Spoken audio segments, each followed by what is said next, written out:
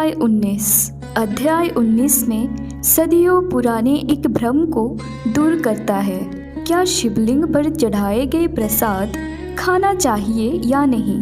इस अध्याय में शिव नैवेद्य यानी कि भोग और निर्मल्य के नियम बहुत विस्तार और तर्क के साथ समझाए गए हैं। पुराणों में अक्सर ये कहा जाता है कि शिव अर्पण किया गया प्रसाद नहीं खाना चाहिए, लेकिन सुता जी इस अध्याय में स्पष्ट करते हैं कि शिव नैवेद्य अत्यंत पवित्र है।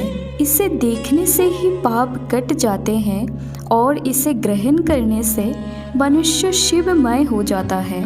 जो व्यक्ति भक्तिपूर्वक शिव प्रसाद को ग्रहण करता है उसके हजारों जन्मों के पाप नष्ट हो जाते हैं। यहाँ एक बारीक नियम भी बताए गए हैं जिसे समझना बहुत ज़रूरी है। महादेव ने अपने मुख्य गण चंदेश्वर को एक वरदान दिया था कि शिवलिंग के ऊपर जो भी वस्तु स्पर्श होगी यानी कि चढ़ाया जाएगा उस पर उनका अधिकार होगा।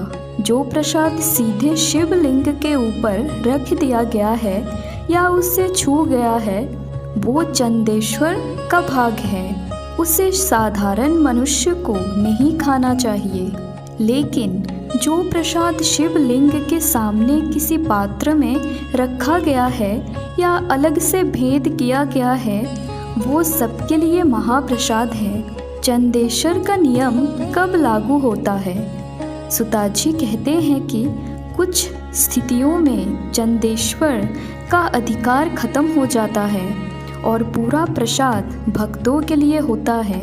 जब शिवलिंग के पास शालिग्राम रखा हो, जो लिंग मिट्टी, सोने, चांदी या किसी रत्न से बना हो, तभी चंदेश्वर का अधिकार वहाँ नहीं होता। बेलपत्र, चंदन और जल ये तीनों चंदेश्वर के नियम से हमेशा बाहर है, यानी इनका सेवन हमेशा किया जा सकता है। इस अध्याय में कहा गया है शिवलिंग पर चढ़ाया गया बेलपत्र और उसका जल पीने से शरीर की बीमारियां दूर होती है। इसे निर्मल जल कहा गया है जो गंगा जल के समान शुद्ध है।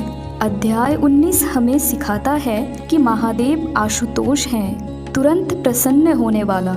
उन्हें चढ़ाई गई हर वस्तु पवित्र है।